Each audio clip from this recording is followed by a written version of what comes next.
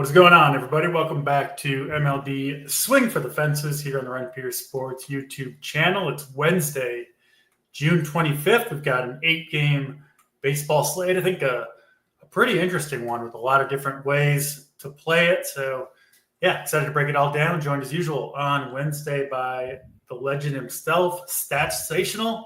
Stats, how you doing on this Wednesday afternoon? I am doing well, man. Yeah, tricky slate for sure. So we'll see if we can break it down and get some winners here tonight. Yeah, absolutely. Yesterday was a pretty good slate for the cheap pitching. If you went with Dodgers lefty Robleski or Ryan Nelson, the rookie Chase Burns for the Reds was super impressive to watch.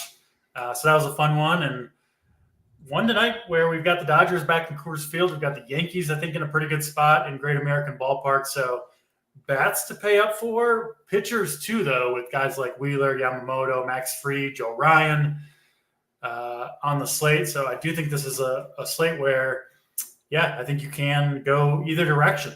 Spending for pitching, spending for bats, I think are both viable ways to go. Obviously, if you're playing a bunch of lineups, you'll kind of mix those strategies around. But yeah, lots to talk about here. 8 games to talk about. So let's jump right into it. Stats. Let's start off in Great American Ballpark in Cincinnati. Going to be hot as it will be for most of the rest of the summer in the area. 90 degrees, some winds blowing out to right center field, humid, of course, and that means this will be a very, very friendly park for home runs tonight.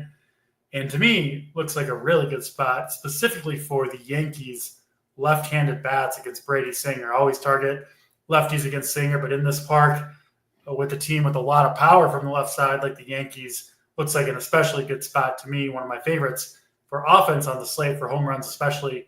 And then Max Fried on the other side, obviously very, very good pitcher, has had a strong season here in his opening season with the Yankees.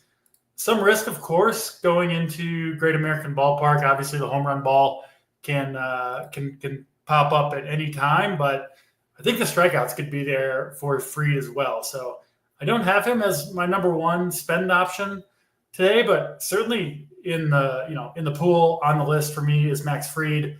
No interest at all in Brady Singer. I'm guessing you're going to be similar to me on Singer. What are you doing with Fried, and then what are you doing with? I assume mostly the Yankees offense is what intrigues you here. Over to you, Stats. What do you got for us, Yankees and Reds?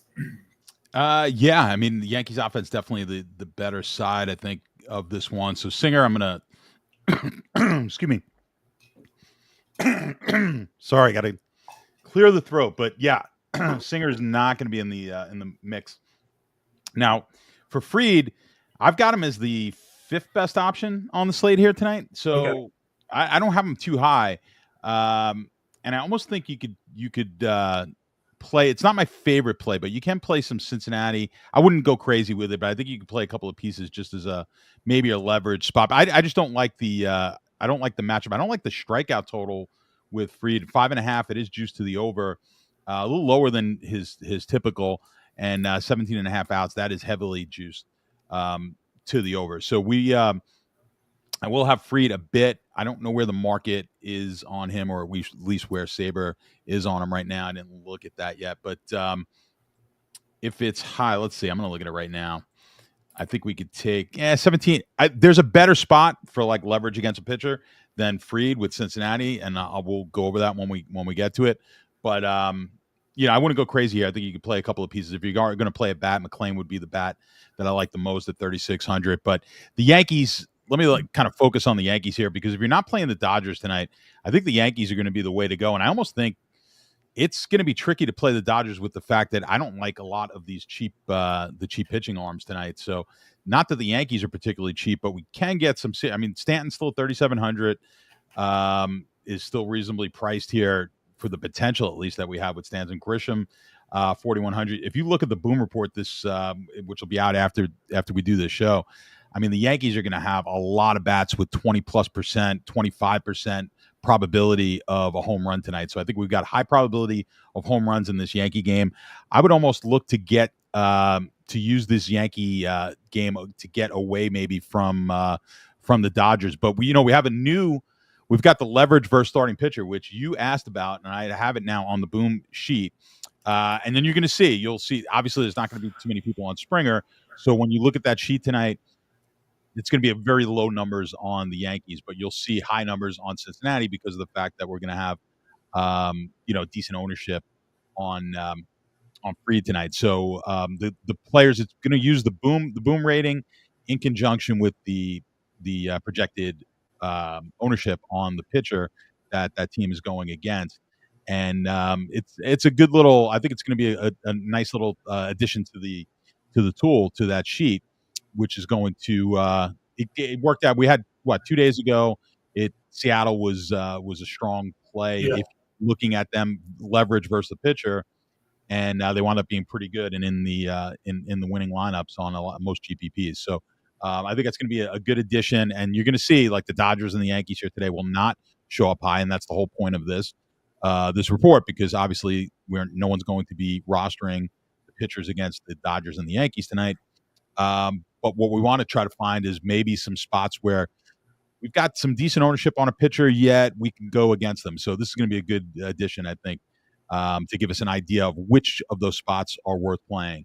Like I said, Cincinnati is going to pop up on the report a little bit, but I wouldn't go crazy there. The Yankees for sure. I think the second best option on the entire slate tonight. Yeah, and I think it's just a nice addition. It doesn't tell the whole story. Not no one number does when we're trying to play DFS, but if we're trying to get to the bottom of it, RPS members trying to maybe they're trying to figure out their last couple of slots, and you look at that leverage score, and maybe you pick out your spots based on getting a home run off of a chalk pitcher, like you mentioned. Often it goes hand in hand with low ownership, of course, but you also get the benefit if your player does well of hurting the chalky pitcher while your own play does well. And then also, I think it's especially true on shorter slates. Not that 8 games is super short, but like on the 4-gamer that we had this morning, when we get to those 4 games, like any pitcher that I'm not using, for instance, I wasn't in on Zach Gallen at all. I'd make sure to have a couple of hitters against him. So that's one spot where you can use something like the leverage score. Obviously, the boom rating, I think, is that individual score is. If I had to pick one number, that would be it on the sheet. But then you throw in the tournament score and then the leverage, and you get a pretty good idea of what might be the top plays on the slate. And honestly, you figure out pitching. Maybe you like my takes, whatever you like our projections. You get those locked in. You can go over to the boom sheet if you're a member. And honestly, I think you can just create your 8-man lineup just from that. Look at the boom score, look at the tournament score, pick out hitters that are next to each other in the lineup on that sheet, and you can create, I think, a very strong hitting lineup to go along with what I think are good pitching takes that we have over at Run Pure Sports. So love the addition of that tool and all the stuff we offer over at RPS. So great stuff, great work on the sheet, and I'll see if I can think of anything more to give you some more homework stats. I know you're not. I always enjoy it, man. I like it. I like when something we could create something useful for everybody. So I like doing it. Absolutely, and just briefly back over this game. Not that Judge and Stanton I think are bad plays, but I will be on the lefties here. Just on a slate where there are so many good hitting options, I think, to go to, that it does feel like a slate where I can kind of narrow it down based on the handedness. You can't always do that, right? But with this Yankees team, I mean, Grisham, Rice, Jazz, Dominguez, Wells. That's 5 Yankees right there, swinging from the left side against Singer, which is what I want to target for the most part. So that's mostly who I'm on. Obviously, bad bullpen behind Singer as well. And then, I think would you said McLean, your favorite Reds bat, one off. I think he's fine. Steer, Encarnacion, Strand, both those guys have power from the right side, which is really what you're looking for in this game. I think those guys are okay one-offs against Fried if you're trying to fill out a lineup. Pretty cheap and do have some power. Let's keep it moving to New York Mets and Atlanta Braves. Mets have lost 10 of the last 11 games. Decent chance to turn it around here, though, against Didier Fuentes, making his second MLB start. 20-year-old Braves phenom might be too far. Chase Burns is a phenom. Fuentes, I think, a pretty promising prospect, has pitched well in his brief pro career, well enough to get the call up as a 20-year-old to a big league rotation, the youngest starter in the big leagues at the moment, assuming Burns isn't younger than him. I don't think he is. Fuentes, his first start was kind of a mixed bag. I did have a chance to dig into him today a little bit. Looks like he's got some promise, some pretty good stuff. The results have been there. Obviously, tough matchup here. Going on the road, got to face a struggling but still dangerous Mets lineup, of course. But he is 5,700. It looks like his ownership will be low. He does get to pitch in a decent place to pitch in Citi Field. And the talent is there. So I'll make the case for Fuentes if you're playing a lot of lineups. I want to be over the field I'm seeing 7 or 8% projected ownership for Fuentes. I don't have the same level of confidence in him that I had in the cheap pitchers last night. But if you want to get the Dodgers and Coors or the Yankees, I mean, you have to make sacrifices on any individual team. Tonight's stats, you can't have it all, right? If you want, Zach Wheeler and Yamamoto or whatever, or Fried, whatever two top pitchers you want, you're not going to be able to fit in all those bats, and kind of vice versa. If you want the bats, you're going to have to pay down at least one of the pitching spots. So Fuentes is in the pool for me. Won't be surprised if this goes south in a hurry, but I at least think the upside is there for him given the talent. And I think the matchup is dangerous, but still could be decent for strikeouts. So I like Fuentes a little bit. I'm not on Clay Holmes at 7,700. I just don't think the strikeouts are going to be there for him. But maybe you want to make a case for Holmes. I'm mostly off the bats here. I actually think the Mets top of the lineup does have a lot of upside against Fuentes.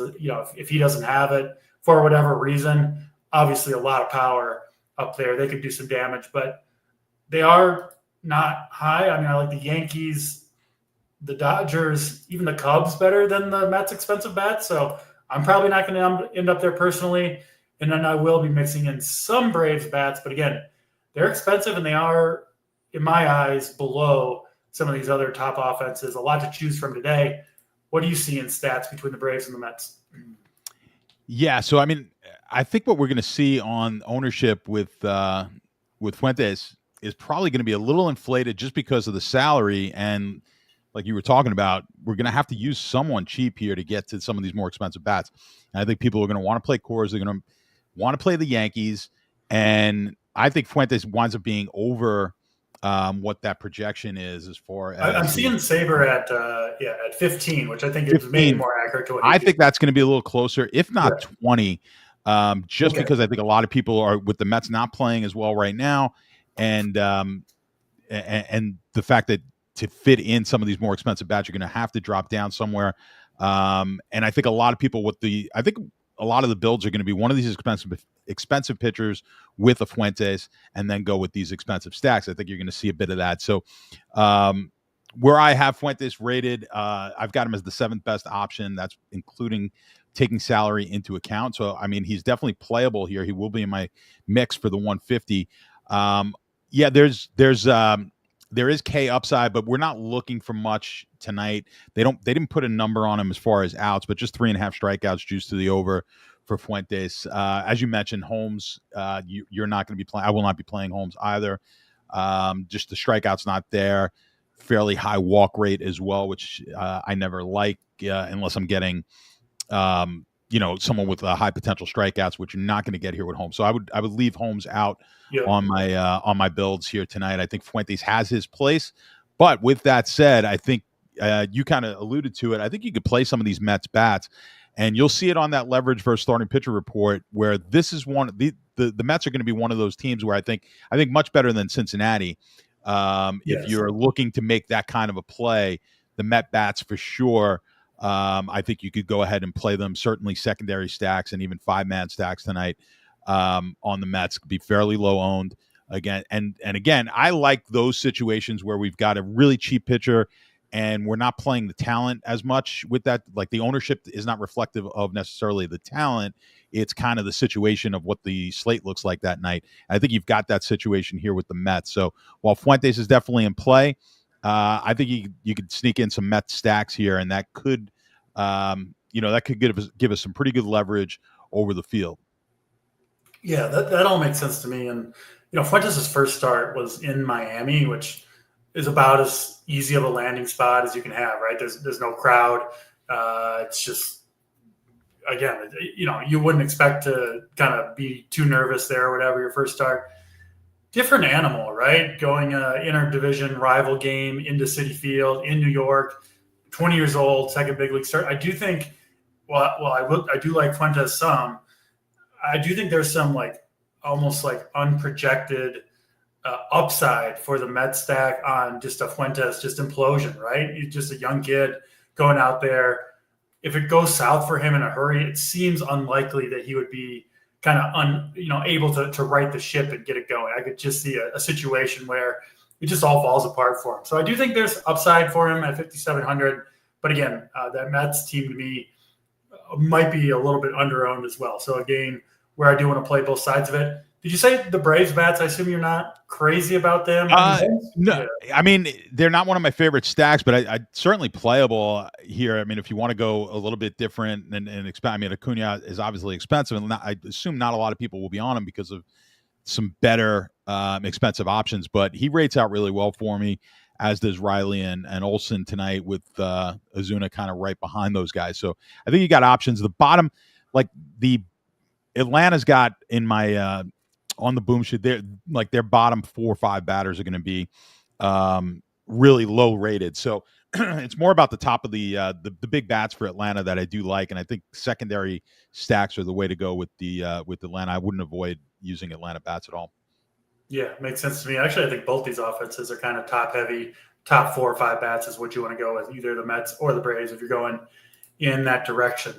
Let's move on to Seattle and Minnesota. We've seen some runs in this series, similar weather to what we've seen. This is one game that has potential rain issues in Minnesota, in Minneapolis. I'll look up that as we talk here and see what the radar looks like at the moment. Joe Ryan, really good pitcher for the Twins going here. I don't love picking on this Seattle team right now away from Seattle. They've performed really well over the last month or so. I still think Ryan is in play, but at least for me, he's behind Wheeler. I have him behind Fried. I have him behind Yamamoto, and actually I think behind Logan Webb as well. So Ryan not going to make the cut for me, but it is one of those slates where I kind of think all the pitchers' stats are, or most of the pitchers anyway, are appropriately priced, which I'll go on a mini rant. You see people complaining if there's a mispricing on DraftKings. We want those mispricings, because if there's no misprices, what are we doing here, right? If everybody's priced exactly as their point per dollar projection says they should be, then we're just spinning our wheels. So you need mispricing to have any edge, or obviously you can use the ownership thing, but yeah. Anyway, small rant there, but Ryan, like the rest of the guys, I think he's appropriately priced. I'm just going a different direction. I get it. People playing Joe Ryan. I do think this Mariners team makes some sense for leverage bats. I haven't seen the boom report yet today, but I assume some of these guys, JP Crawford, of course, Cal Raleigh, a boom report favorite, are going to be high up there. I think the Mariners make some sense as contrarian plays, or maybe even a full contrarian stack. And then George Kirby, I was on the Twins pretty big yesterday. Cody Clemens was one of my favorite plays of the day. He was in the Coors, hit a home run for us, had a nice day. I think this is another nice day for the Twins lefties. Just the one lefty out of 10 for the Mariners. George Kirby, like Luis Castillo, he's got almost the exact same splits, where if you look at his splits over the course of his career, much better in Seattle than he is on the road, and much better against righties than he is against lefties. So these Twins lefties have the advantage, both not having to hit in Seattle and facing the righty. Kirby, Cody Clemens, another, same as yesterday, favorite play of mine, down at 2,800, one of the guys who I think can provide leverage bet he's pretty high up there on the Boom Report at 2,800. Wallner, Larnach, Castro. I think you can look to some of these Twins bats for home runs. You don't necessarily need to full stack the Twins because you really are chasing the long ball with all those guys that I mentioned. But they are, I think, some of the best one-offs on the slate. Stats, what are you doing with Mariners and Twins here? Yeah, I mean, two of the better pitchers on the slate. You got Kirby, 5.5 strikeouts is the prop market, slightly juiced to the over. With Ryan at 6.5, similar juice to his over on the 6.5 Ks. So I've got Ryan as my fourth best pitcher tonight, and with Kirby as the sixth best. Look, the best upside probably for strikeouts here on the entire slate is Ryan, but you kind of alluded to it. Seattle, a couple of days ago, we had them as a really good spot in a good leverage spot. I think it was against Ober, against Bailey Ober that day on Monday, and I think it's a similar spot here as well. So I like the Seattle bats.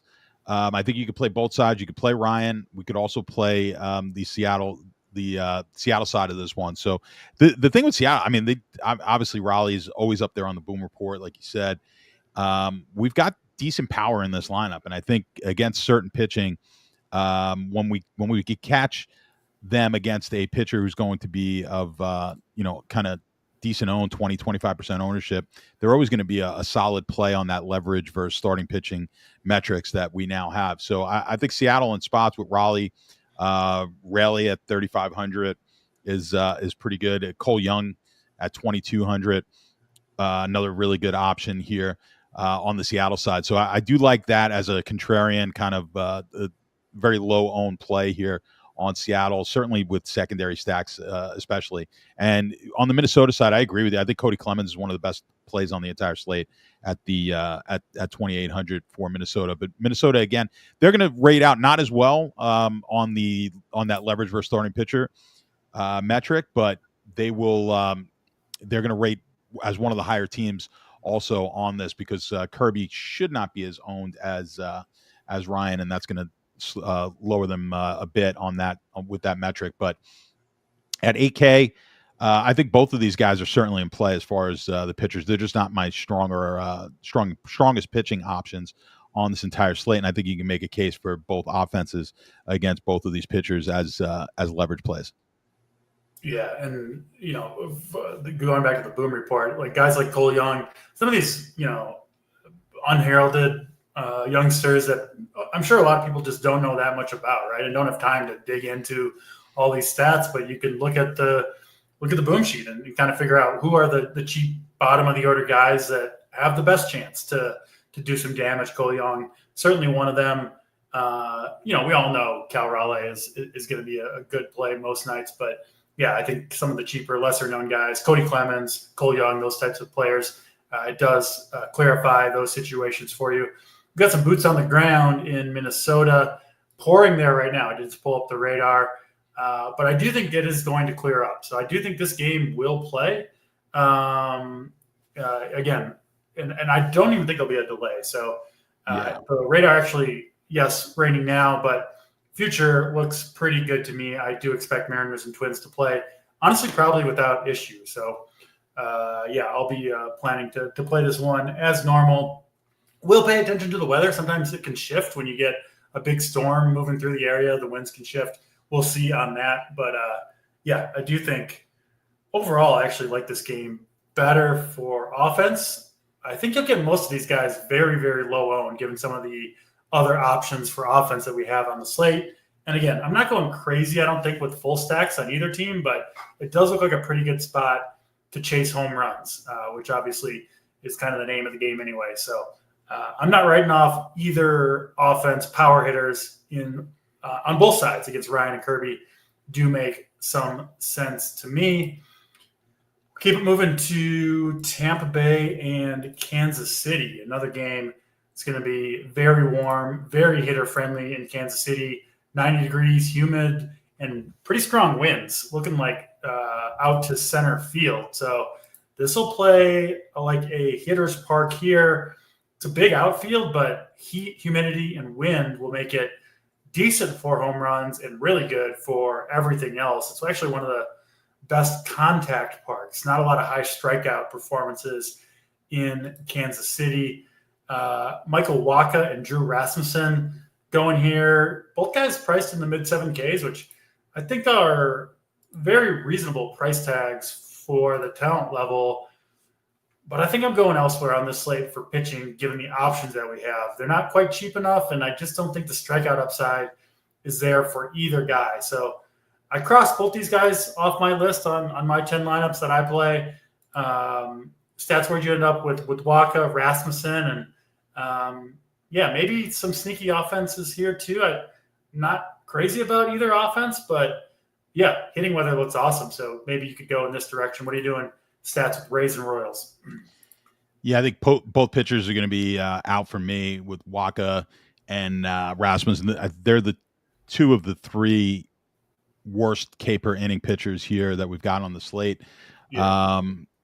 They good control. I think that's about the best we could say for either one of these guys. But outside of that, not much. We're looking at 3.5 strikeouts in the prop market on with Rasmussen, 4.5 strikeouts, juice to the under for Wacha. So I think at that price for both, even at the 7,200, excuse me, and the 7,500, just still not cheap enough for me. I'd have to get down in the low sixes, I think, before I'd start considering either one of these pitchers. So then it just becomes a matter of do we like these offenses? I think the Tampa offense is my preferential on with both of them. Unfortunately, we got Diaz and Aranda at the same position, so I don't think we could play both of those guys together if you are stacking tonight. But similar prices on both.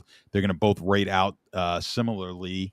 So kind of pick the one that you like the best. I think we got slightly more upside as far as home run upside with Aranda and Diaz, a little bit slightly higher probability of getting us a stolen base. So, kind of pick which one you like if you're going to choose between the two. But I think secondary stacks are preferable for me with this Tampa team. It's Caminero, Diaz, Aranda.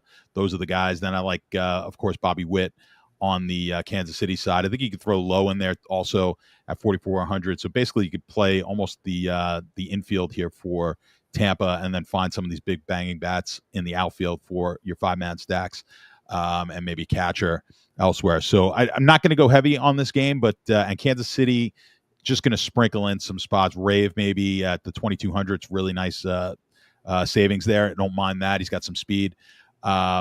But not going to go too crazy on this game on the whole. Again, mostly Tampa side, secondary stacks, and no pitching at all for me here. Yeah, I'm with you. These pitchers are off my list. Okay offenses. I wouldn't go crazy here. And yeah, Aranda versus Diaz. It does feel like, for my fellow hand builders out there that you can pick these wrong more often than it feels like you should. But I think that's just when your guy goes off, you're like, oh, of course I picked right. It's skill game. When you pick wrong, you're like, I couldn't play them both. I would have had both in the lineup. So I think it's I don't even know what the term is, like something like the opposite of confirmation bias. I think it is what it is with that, where you remember the bad ones, right? Where you get it wrong. I mean, just the other day, I had a pretty good team with Naylor instead of Pavin Smith, who hit a double dong, and you're kicking yourself. But it's going to happen mostly at first base when these teams have a DH and a first baseman. So again, maybe don't listen to me. I'm saying I get it wrong more often than I think I should, but I do like Jonathan Aranda better than Diaz if I got to choose between the two, at least tonight. And yeah, I do think the Royals are okay. They're cheap enough you can play, but again, I don't think I'm going to get to too much of really this game in general, neither pitcher and both offenses. I just think there are better plays to go. Two decent real life pitchers, but not going to get enough strikeouts. And then, kind of the same thing for the offense. So, we'll move it along from Rays and Royals. Neither of us with a huge amount of interest in that game overall, compared at least to the rest of the slate. Cubs and Cardinals up next. Of course, similar weather here in St. Louis to Kansas City, 90 degrees, humid, some semi-favorable winds. Matthew Boyd, lefty, going for the Cubs. Another one that didn't make my list today on a different slate, maybe. But I think there are better options on this particular slate than going to Matthew Boyd. I don't think he's a crazy play or anything at 8,300, but still, a lot of pitchers I have rated above him means I won't get to Matthew Boyd myself. Definitely not playing Eric Fetty against the Cubs. Not a high strikeout arm in the Cubs. One of the better offenses in baseball. You will get them, I think, very, very low owned tonight. I'm guessing, at least. I don't have the ownerships up in front of me, but I imagine more people going to the Yankees, the Dodgers, and maybe some other teams as well over the Cubs, who are, I guess you could argue, overpriced, at least compared to the Dodgers and the Yankees. But good matchup against Eric Fetty. Pretty good place to hit tonight in Busch Stadium. Wouldn't shock me at all to see the Cubs put up double-digit runs, which, of course, would have a good chance of getting them on the winner when it's all said and done. So I do like this Cubs offense as a contrarian option. I think one way to get contrarian, at least on one of my 5 teams, will be double punting at pitcher and playing the contrarian Cubs stack, get way off the board. I think that could eventually end up on the winner. Stats, what are you doing with Cubs and Cardinals here? Mm-hmm. Yeah, I don't mind that as like a, if you're putting in 20 lineups, go ahead and throw one like that in there. It'll definitely be unique. People are going to be off the Cubs. The Cubs it's the 4th best team total on the slate. And you're right. I mean, the big bats here, you are paying up. Suzuki at 5,300, Tucker's at 64, Crow, Armstrong, 6,100. So, I mean, you're paying Coors prices here, and everyone's going to prefer to go over to the Coors game for sure.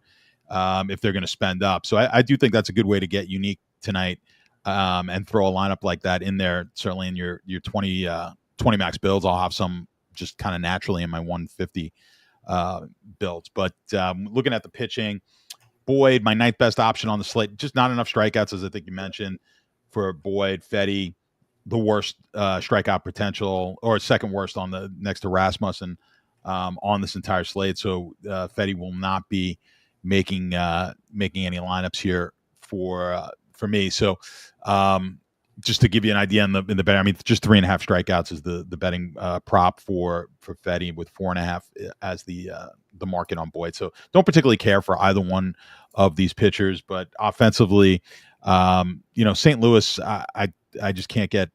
I don't even know if I'm going to play anyone on the St. Louis lineup. Yeah. But the Cubs side, I like that. I like that as a contrarian play. They're actually going to show up decently, I think, on the leverage against starting pitching report. Not nearly. We don't have, Fetty's not going to be that high, but just for how well that they're going to score on the boom rating, they're going to show up decently. So I think it's a worthwhile contrarian type of play with some upside with these bats. We know the Cub bats they can get us a lot of home runs.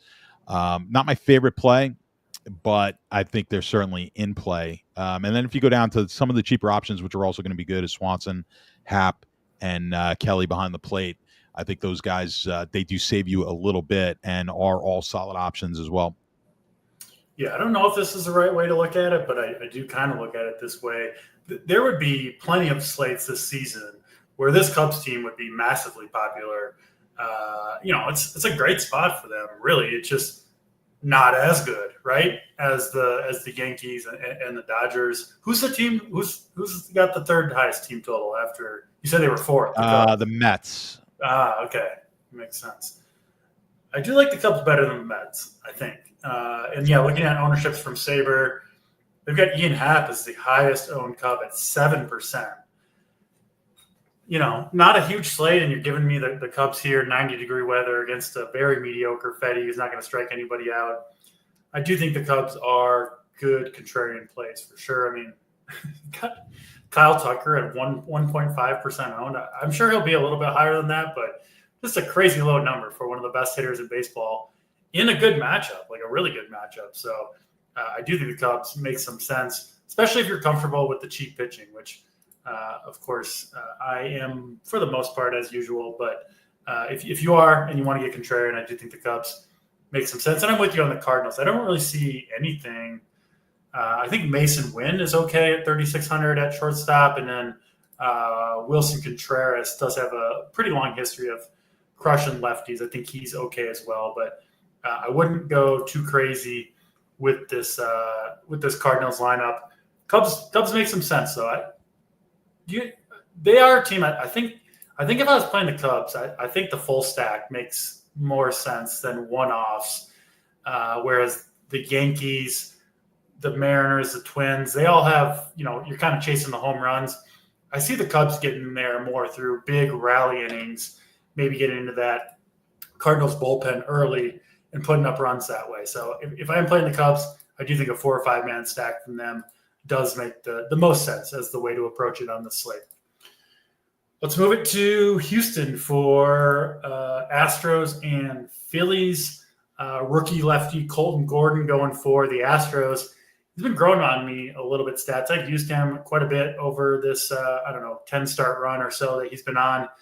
Again, not a guy who's going to light the world on fire with velocity or projection, but he looks pretty good out there. He throws a ton of strikes, 60% strike rate for Colton Gordon. Those are the pitchers I kind of like taking a chance on, fill up the strike zone. Gets to pitch indoors in one of the better pitching environments on this slate. He's at home. And we talked about it yesterday. Me and Boyden did when we were talking about Framber. This Phillies lineup is not as scary as the name Phillies. You think of Schwarber and Bryce Harper, but Harper in the lineup. And Schwarber, it's a tough spot for him, lefty versus Gordon, who has been lights out so far against lefties over his brief career.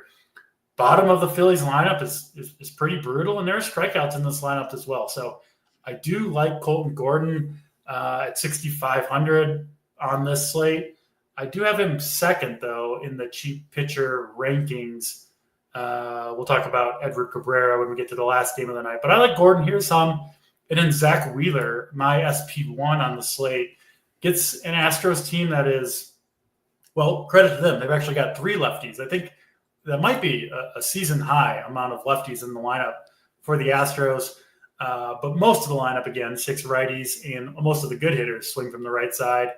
Wheeler just absolutely crushes it against righties. He's good against lefties too, but the numbers off the charts for Wheeler against right-handed hitters. I think he should have no problem with this lineup. He's very consistent. He's got, I think, a lot of upside here as well. So I do like Zach Wheeler. He is my favorite pitcher to pay up for on the slate, although I do think it's pretty close between most of the expensive pitchers, frankly. But I do like Wheeler. I'm not playing any Astros bats here. And I don't really see that much from the Phillies I like either. Curious where you ended up, though, stats, Phillies and Astros here. Yeah, so I agree with you on Wheeler. I've got him as my number one option on the entire slate tonight. Now you're paying up. This is the most expensive option as well. But you got to like the strikeout potential. 7.5 is the prop. It is juiced to the under with 18.5 pitching outs as his outs prop, which is the highest on the slate. So both the strikeouts and the outs are the highest. So, we are expecting him to be the highest scorer, but you're going to be paying up. What do we have as far as ownership? Let me see. I don't think I have it up for pitching. Yeah. What's the, what are we looking at? It looks to me like it's going to be really spread out at pitcher between, it's going to be a lot of 20% kind of. So they got Wheeler at 30 here, which, that kind of makes sense. I think what you're going to see is a lot of Wheeler, and then you're not going to get the two, like it's not going to be a lot of Wheeler Webbs. I think people are going to be going like Wheeler down to, a Kirby or even a Fuentes, like looking at, or maybe even a Gordon in this game at the 6,500. Now Gordon for me rates out just a bit lower. I don't know how much I'm going to use. I've got him as the 8th best option on this entire slate tonight. So for him, he's got a 4.5 strikeout prop with 16.5 pitching outs on his outs prop. So I'm not terribly high on Gordon. Like I said, he's kind of going to fit right in the middle for me. I think you'll see some ownership here. He's going to get into that 15+% range because of the fact, again, that it's kind of a Fuente situation. Not quite as good, I don't think, but we're looking to say, everyone's going to be looking to kind of drop down here. Which pitcher is not going to get blown up that is sub 7K. I think that's what a lot of people are going to be looking to do tonight. And so there'll be some that are going to take their chances here with Gordon. And I think for that, I actually think you can play some Philly bats. I wouldn't touch I'm not going to touch anything on the Houston side, but I do think you could play some Philly bats. And some of them are cheap. I mean, or cheaper. Real Muto, Castellanos, Bone, Kemp at 3,100 at first base is going to be really good savings. Sosa only 3,200. You could use them at second or third. So I think all those options right there, to go with obviously Turner and Schwarber, those guys are high priced. I think you could play some Philly stacks, even secondary stacks. I think it's going to get you. It's another one of those similar to the Mets and who was the other team that we were just talking about, the Cubs, where we can maybe get a little leverage off a weaker pitcher here with Philly. So I like I like some Philly stacks just to get some leverage against a pitcher that I think people are just going to be using for the simple fact that he's cheap. Yeah. I guess a minor disagreement between us. I do think Gordon is pretty decent. It's not game log Monday here, but 6 straight games of 5+ innings, and in all 6 of those games, 4+ strikeouts. Again, not a huge numbers there, but for a cheap pitcher on a slate where cheap pitching does go a long way toward getting you what you want, I do think Gordon's got a pretty good chance at 12 to 15 fantasy points. Again, doesn't sound like a huge amount, but I would take that on this particular slate and go try to win with bats. So I will certainly be mixing in Colton Gordon at that $6,500 price tag. But I get it. With the Phillies bats, I wouldn't be surprised if they did some damage as well. We'll move it to Coors Field for the Rockies and the Dodgers. Slow start yesterday for the Dodgers, but of course, when you get 9 innings against the Rockies pitching staff, you eventually get there. The Dodgers did. They probably will tonight. They get talented rookie, in my eyes, by far the most talented arm on the Rockies staff is Chase Dollander. That said, it's been a rough ride for him this year, and I would not expect him to pitch well. And, 5K. I tried to convince myself on a Dollander team, but I couldn't do it stats. I did cross him off the list ultimately. Of course, you've got to like the Dodgers here. Ohtani, highest projected hitter on the slate for me. I assume for most people that's true. It should be 7,400. You're paying for him. He's priced like a pretty good starting pitcher. So he'll have to do damage. He probably will. I don't know how much more to say about the Dodgers and Coors Field other than if you're comfortable with the cheap pitching and a popular stack, get them in there and enjoy your 10 runs that you're probably going to get against Dollander and the Rockies. So if you have anything to add, of course, feel free. The other side I think is more interesting. Yamamoto has been good this year. Not quite as good as he was at the beginning of the year. Was kind of pitching a little bit over his head in terms of the results, but still a strong pitcher, no question about it. And he gets the pace-gating Rockies lineup. We played, or at least people that watch the show and listen to me and Boyden's advice, got some 6 or 7% Robleski, who was pretty good. I think he went 6 innings, got the win, 7 or 8 strikeouts, I believe. And if he can get that many strikeouts, you can be damn sure Yamamoto can. This Rockies lineup is bad against everybody, but they are definitely worse even against right-handed pitching, which Yamamoto does throw from the right side. 8,800 feels like a pretty good price point to me for Yamamoto. I do think there's clearly more risk for him, especially compared to a guy like Zach Wheeler and Logan Webb. But I think his upside is just as high with this strikeout-heavy Rockies team, despite pitching in Coors Field. Curious where you ended up on Yamamoto, and I'm sure you like this Dodgers offense stats. What are you doing with Rockies and Dodgers here? I think you have to love Yamamoto. I've got him as the third option. These guys are really close. I mean, when I say third option, it's basically 1, 2, 3, 4 or interchangeable. Wheeler, Webb, Yamamoto, and Ryan are all super close. And this is the cheapest one of the 4 at the 8,800. I mean, you're getting a pitcher in Coors who has a 6.5 strikeout prop with 17.5 pitching outs to the over. I mean, that's basically, I think it's the second best strikeout prop on the entire slate, and this is in Coors. So, I mean, he's basically priced up as just facing an average team in an average ballpark. So I mean, I think it's really good price for what the potential that we could get out of Yamamoto. So I think that is actually a little too low, that ownership that I'm seeing over on Sabre, which is like low 20s, mid 20s, 24, let's say. I think you'd want to get over on Yamamoto at this price. I just think he's too cheap for the upside that we have now. The bats, I mean, it's pretty much a joke. I don't like much here for the Colorado side. The entire Dodger lineup is going to rate out as elite on the Boom report. So that's 9 batters. Are we getting a little bit of a break? I mean, you get no Will Smith in the lineup, so rushing in there at 3,400 saves us a little bit on those stacks. Conforto at the 3,800, a little bit of savings. So we can play some stacks here with a couple of the cheaper bats that make it a little bit more palatable. I mean, what are you going to say about the Dodgers? I mean, like you said, I think the 10 runs is almost like a given here. I mean, 7.5 is the market, I believe, is what we're projecting in the with the betting markets as far as team totals. Yeah, 7.5 for the Dodgers. Next best is the Yankees at 5.74. So I mean, it's one of those where we usually go pretty heavy on these Dodger or on these Coors games. We'll be heavy on the Dodgers here tonight, no doubt about it.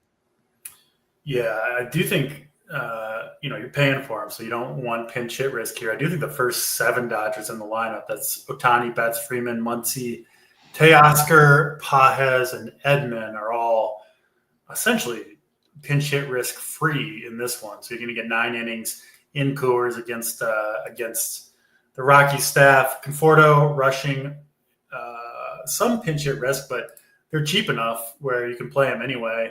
Rushing hasn't done much yet at the big league level, but a highly touted prospect who could absolutely break out anytime. And what better spot to do it than tonight in Coors Field? So he is one of the Dodgers that makes some sense. Maybe you do the wraparound stack makes some sense if you want to get a couple of the cheap Dodgers bats. Conforto also did hit a home run yesterday as well.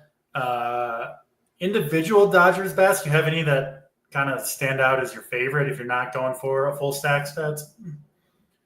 I mean, obviously Ohtani is the best play on the entire board, and then it's everyone else. So, I mean, I'll run them down. And it's Ohtani, Betts, do you say Pages or Pages? Pages.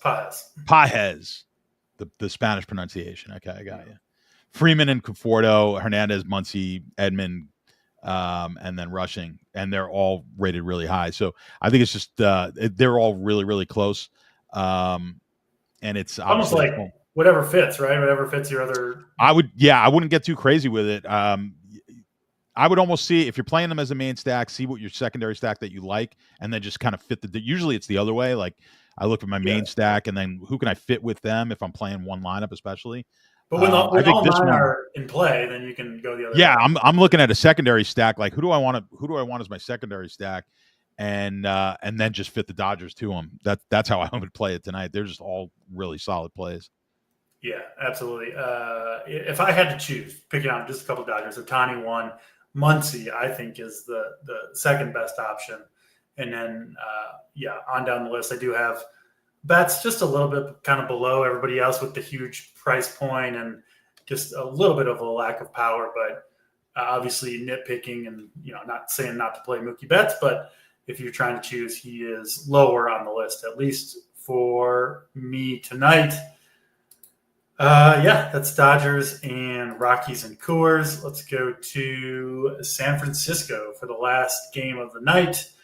Lone game on the West Coast. Giants, Marlins. We've got Logan Webb, who's been awesome this season. Kind of the opposite of the George Kirby take, where Kirby struggles away from home. Webb, really, really good when he's pitched at San Francisco over the course of his career, including this year. No surprise, one of the better places to pitch. But even given that, he's outperformed in San Francisco. Can't really expect anything other than a really solid outing out of Logan Webb. It's just when we're looking at these top pitchers, Wheeler and Webb, and it's kind of the strikeouts that we're after. And I do think Webb is a notch, at least for me, a notch below on the strikeout expectancy. Not sure what the prop is for him. I assume it's decent, but probably not to Wheeler levels. I do have him below Wheeler for sure, and I don't really want to double spend at pitcher tonight, given all the hitting options. So Webb, mostly not making the cut for me, but it's not a comfortable fade. And I wouldn't be. I mean, this seems like a game stats where he could go the distance. So it is one. He's a type of pitcher that can do that, and this is the type of matchup he could do it in, pitching at home. So again, will I be so shocked if Webb is the top pitcher on the slate and puts up 35 points? No, it's just the nature of the slate leads me a little bit of a different direction, including to the other pitcher in this game, Edward Cabrera, who is my favorite cheap option on the slate. I do like Gordon and Fuentes a little bit. Cabrera, though, has really good stuff. You can't really trust him in terms of, outcome or even duration. Miami kind of treats him weirdly at times, but he did go 6 1/3 last time out. He does have legitimate, big league strikeout stuff. Does get to pitch in a great place to pitch in San Francisco. Got the talent. He's cheap, 6,700. I think he makes sense for people looking to spend on bats, which probably most people are trying to do that, at least on this slate. So I'm in on Cabrera. Curious where you ended up on Webb compared to the other top arms on the slate. Talk to his stats, Giants and Marlins here.